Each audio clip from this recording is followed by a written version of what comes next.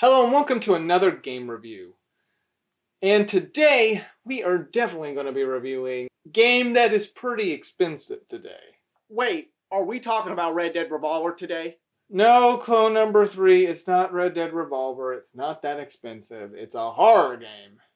Come on, Arturelia, when are you going to review Red Dead Revolver or Red Dead Redemption? I don't know, or something? whenever we can, please, clone number 3, please.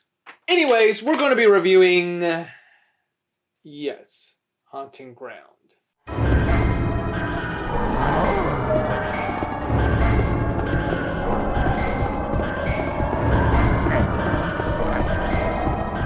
Came out in the year 2005. It was, I guess, supposed to be a sequel to Clock Tower 3, I believe, but I guess they changed it to be its own thing. It's got the same sort of mechanics, sort of, but it's kind of different.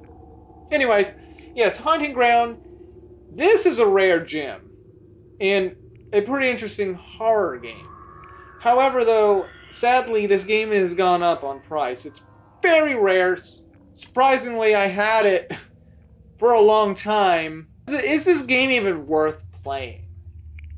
As much as I like horror stuff, especially horror games, is this worth your time if you like horror games? The game opens up where this deformed guy is cutting up some meat, and apparently there is a girl in a cage. Very odd. And by this point in my version of the game actually ends up freezing because my disc is actually pretty scratched. Surprisingly, the rest of the gameplay is okay. It's just the opening scene freezes. So sorry, but I have to take some YouTubers' clip of the opening scene. But don't worry, I'll put the credit to the video here. And he runs off during a lightning storm, and she wakes up, she checks her surroundings, and a dog pretty much jumps past her. She ends up escaping and getting out of the cage, but she ends up finding out that she's in this big castle and is soon welcomed as a sort of guest by this mysterious woman. But in reality, there's something more to it than that. Something sinister about this castle. She will soon run into the same dog that escaped, which will end up helping her against the deformed man, and thus her goal is to get out of the castle and run away or get the great escape. Yeah, she's got to get out of there now before she's killed. Or worse. And I mean a lot worse. She will also find out how she ended up there in the castle as well, because we end up getting flashbacks of that. Overall, the plot is mysterious and interesting, but also pretty disturbing and messed up. It's like, what the hell? But I don't think it's going to blow your mind away or anything, like how clone number 2 acts when it comes to military games. He always thinks any military game blows your mind away, even though we've had, thousands of them by this point or so.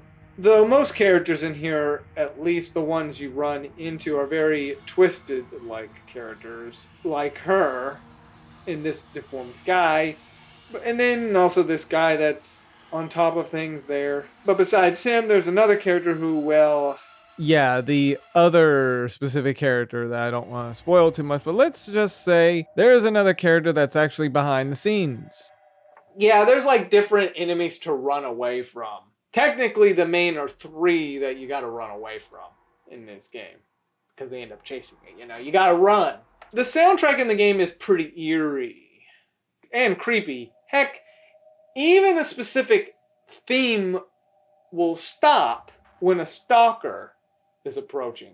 The stalker will approach, and then their music plays, which it's pretty interesting. I don't know whether or not it happened in Clock Tower 3, per se, but overall, it's good. Some good music in there. The gameplay is your type of survival horror, I guess you could say, more like Clock Tower 3, though I have not played that, so I can't say much. It's good. You basically just try to escape any foe that's chasing you. You could hide in places, which the stalker will try to look for you. Music will play at points whenever a stalker's around, or when you're not in a situation. But you can also command the dog to attack the enemy, as he's the only weapon you have in the game. And there are specific ways you need to think, otherwise you'll get a cutscene where you just get killed. It's also fun to explore around the castle, however, it can get a little aggravating when you don't know exactly where to go or how to figure specific things out.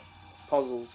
The gameplay mechanics are pretty good, controls are good, and basically inventory gives you basically dog food to give the dog, specific weapons to throw at the enemy, which will either shock them or so on. I will note, Fiona can't really fight. She can only kick or push things, or better yet, shove herself to burst through doors. Her only weapon, like I mentioned, is the dog, which you could command with the right analog stick, which she can give specific commands, either to tell him to stay in a position, scold him for not listening, praise him, or attacking. I got confused at points when it came to commands with the right analog stick, but over time, you will get used to it once you continue to play the game. There are going to be points where the dog, Huey is his name, is not going to listen. So at points you either have to scold him for not listening or continue to give him commands. On top of that, this dog can play dead. Smart dog. The mechanics are basically fine, with really no issues. Your stamina will decrease as Fiona keeps running, which you can also use specific items to eat that will bring back your stamina. One interesting thing about the game is that if you treat the dog a specific way, you're going to get a different conclusion to the game. So there is that. Be an animal lover, a dog lover. I will also note, if you get hit a few times, you're going to start to panic.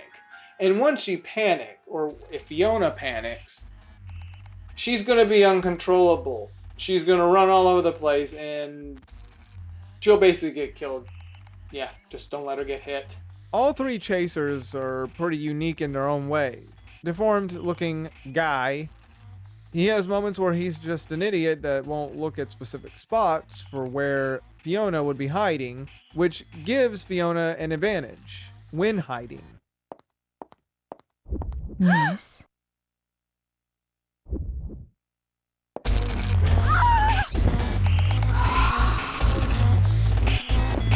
The homunculus maiden, I would call her. She acts very different compared to this guy. But the third chaser, oh, he's a little bit complicated. To be honest, if he hits you once, you're dead. And why do you say? Well, it's because he's got a freaking gun.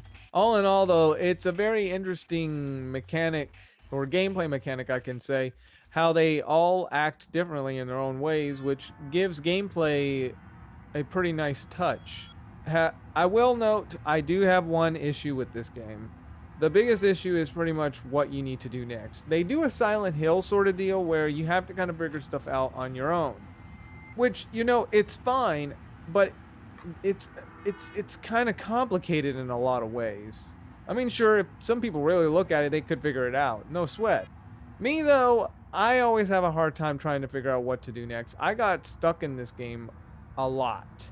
And when I didn't know where to go, well, yeah, I had to look up stuff. I know that might be cheating and all, but if you're stuck, that's the best way to progress. Because this game really makes it hard for you to figure out what you need to do next, where you need to go.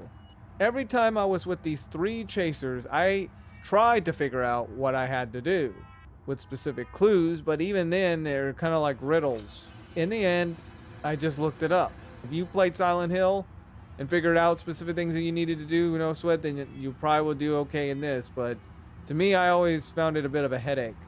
It was also the same with Fatal Frame 3. That game, that part of Fatal Frame 3 where you had to run around and figure out where you needed to go next to complete that level, they never indicated most of the time, and that was actually a bit annoying because then in the end I had to look up what to do. So these three kind of fit in that category of, yeah, you got to figure out really what to do. And if you are stumped, well, thank goodness for the internet. For replay value, there are also unlockables in this game, which you can get after finishing the game, and there are also different endings too. Also, there are specific costumes, which allows you to wield a revolver. Boy, that fan service. There's also an extra mode where you can play as Huey. and guide Fiona through a forest and other levels with that mode as well.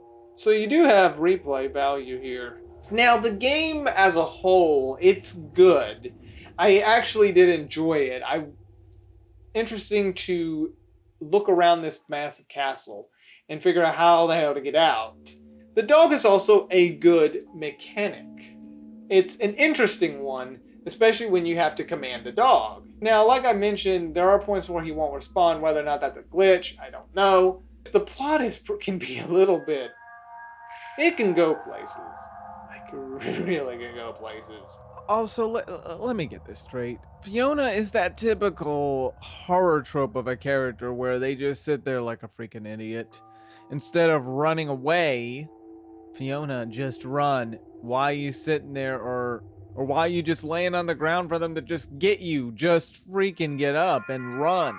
I don't understand this. Like, this is a sort of issue, though, I do have in most horror stories, or just in general. This is one issue in the game when it comes to like the cutscenes. You can just run away, Fiona. Just run. And it's just it's after a while it's a bit like annoying, because technically in real life you would just run away instead of sitting there like a freaking idiot. Just run, Fiona. That's all you got to do. It had enough challenge to get around specific points in the game. The problem is, I did get stuck on this game for a while. So I had to end up looking up stuff just to figure it out. So Haunting Ground, the other fact is that it's a pretty intense game because you don't really have a weapon to fight enemies except for the dog. You have to run. And that could really make scenes very hectic, if you know what I mean. This kind of gave me more of a concern in the game because you can't do nothing. You gotta run. That's the scary part about horror stuff. And this reminded me of that. It's scary because you can't do nothing. Unless you have the dog to back you up, but then sometimes the dog ain't around and you gotta run and hide. The interesting part about this game is that maps tend to load up right at the spot. It's almost like an open map, which is pretty cool for the PS2. It was pushing everything for this game. Chewie!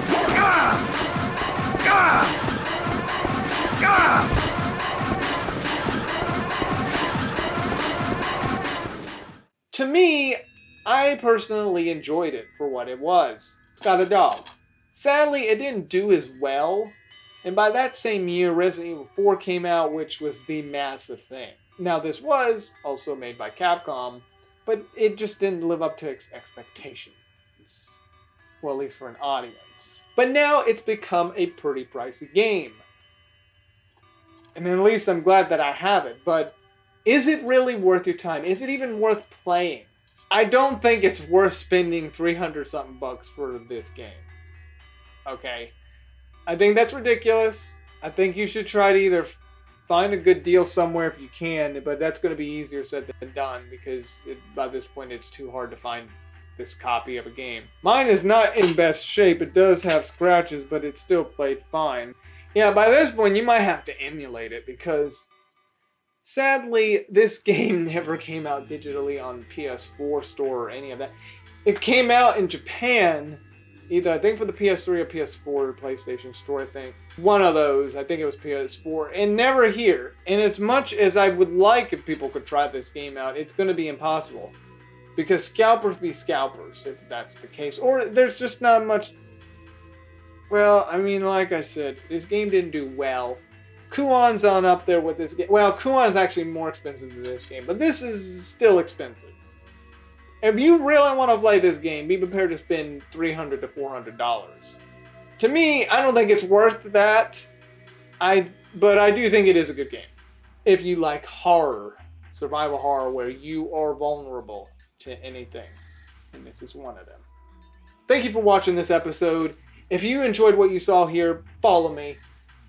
Remember, I have a Discord server. If you want to chat about Haunting Ground, you could definitely join the server there.